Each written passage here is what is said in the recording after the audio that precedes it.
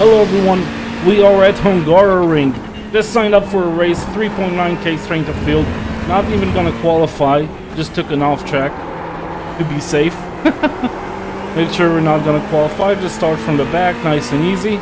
Don't really know how to get good pace out of this track yet, so no point of fighting people too much. I just want to do a little race here and tell you guys what I think about a couple of things. First of all, Hungaroring. So let's talk about the elephant in the room. Basically, this is a really nice track. I'm enjoying it. I think the layout is really demanding. Like I'm struggling to focus. Maybe it's because I don't know the track so well, but I think it's more it has more to do with the fact that every corner is so different. Just really requires a lot of concentration, a lot of compromises to be made. And because of that, I'm really having to think about the next corner every time. Like here, for example. But yeah, that's what also makes it kind of cool. I really like the high-speed corners. I like the fact that it's wide, so you can very easily go for overtakes here. I don't think it'll be a problem to overtake here like it is with F1. A lot of people are worried about it. I'm not at all. I think it's going to be really awesome. Finally, I braked well on Team 1. Or at least somewhat. Still lost a bunch of time. So, nice track altogether. I still think the ACC scan looks a bit better, but hey, it's a brand new sim in comparison to iRacing, so what are you gonna do? But in terms of detail, I have to say there's more detail here. Obviously, I've never been on this track, so I wouldn't know if it's accurate or not, but I feel more bumps. There's more subtlety to the road itself on iRacing, which is what we've come to expect from iRacing in terms of track scans. They're always super accurate. There's bumps I didn't know I didn't know existed when I did it on ACC. Like the final corners, there's a little bump there. You can definitely feel it. If you're doing this track with an open wheeler, you're really gonna feel it. So that's something to take under consideration. Also, how the curbs feel. Every single curb exit, AstroTurf has a different kind of feeling to it. But very detailed track. Sure, it doesn't look like it looks like an ACC. ACC looks better, but I think this is a more detailed, realistic scan. So as far as that concerned, we got that out of the way. We talked about the track. Now let's talk about GT3s. Wow, big update, huge changes. So let's talk about tracking control. That's the first thing that I've noticed really changed the game. Look at this corner exit. I'm just gonna slam it and let it lean on it, and the car doesn't snap at all. I'm not losing my power. The RPM doesn't drop like it used to, and absolutely incredible. It's like a GT car should be. You can lean on the traction control on corner exit now. It's so much easier to drive because of it. And the tire model allows for better slip, therefore kind of driving on the edge a lot better. Just, it's better. I don't know how to describe it further on. I mean, it's just, it feels like like you're dancing with the car and not having to worry about the limits so much. Which is, exactly what I was hoping for. And yeah, so that's traction control. ABS also way better, so you can lean on it without completely burning up the front tires. You still get turn-in now when you lean on the ABS. So if you're braking very hard, leaning on the ABS now, you have turn-in. The car actually turns in. I think we're gonna have a standing start. That's gonna be insane. Okay. You can really lean on it on hard braking zones. The car still turns in. Again, just easier to drive. Quality of life upgrades.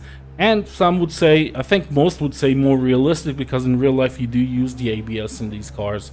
So all in all, as a package, really great update for GT3s as a whole. I'm not just talking about the Ferrari, which is, now the new car. So for a GT3 EVO, let's talk about that for a little bit. Basically, I don't know if I should be disappointed. I guess I am kinda, because I wanted something different out of it, but it's the exact same car. So I'm basically driving the same car that I had before, and that kind of sucks. I don't think. I mean, I'm driving a new GT3, so it's great to drive. It's fun, but The car feels exactly the same now, albeit realistic. I mean, I'm guessing they're very similar in real life. The normal GT3 and the Evo, there's not much between them. I'm guessing there's more nuance that you can discover by really comparing the cars in depth, but all in all, it feels like the exact same car. And that, you know, I was kind of hoping for something new. Let's get started with this race. Let's go. Oh, I could hear the clutch slip. That's incredible. That's really cool. I could actually hear the clutch slip. That's a first. So that's something new they brought in the game.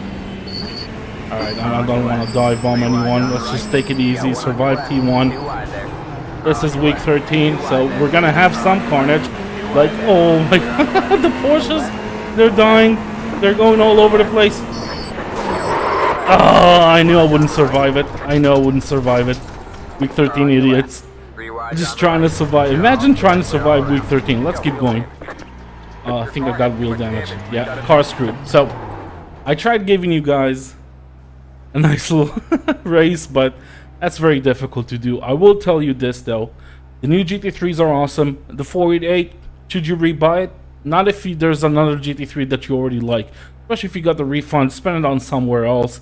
You don't have to rebuy it. It's not a completely new machine. Whether it's OP or not, time will tell. Just wait for the next couple of weeks to come along and tell us where the meta is. I've driven most of the GT3s so far. I've tested them around Road Atlanta. Similar pace. BMW was great there, but only because it's good on the curbs. Great news though, the Ford is really nice. Really, really nice to drive. It's not good on the curbs, very stiff car, but on smooth tracks like this one, I think it will excel. Spa, stuff like that, it's really fast right now. So keep that in mind when you're trying to decide which car you're gonna go for. But all of them feel really good. The Mercedes has gone through a really nice upgrade. The high-speed turn-in is just mwah. Just like I predicted, actually. I was very happy to see it. And yeah, the car feels a lot better. All the GT3s feel great. 488 feels great, but it's more of the same than what we got. So if you're looking for a new experience buying it, you'll be disappointed. If you're looking for the 488 that you know and love, definitely get it. This track, we're gonna see it a lot this season. Very smart buy, as far as I'm concerned. Hungaroring, I think it's a great racing track. We can really enjoy racing here. Week 13 notwithstanding, we're gonna have to let that one slide. But all in all, really nice track, really nice update for GT3s. I'm happy. I hope you guys will as well. Let me know what you think about all of this. What's your strategy coming into this new season? What are you gonna do? What races are you gonna do? I'm really eager to find out. Let me know in the comments, or in my Discord as well. And if you enjoyed this video, leave a like. And if you want to see more videos, because I'm gonna do a lot of them just now. I'm gonna do one on 992 and a bunch of other stuff. Then subscribe to the channel as well. I'll see you guys in the next video. Bye bye.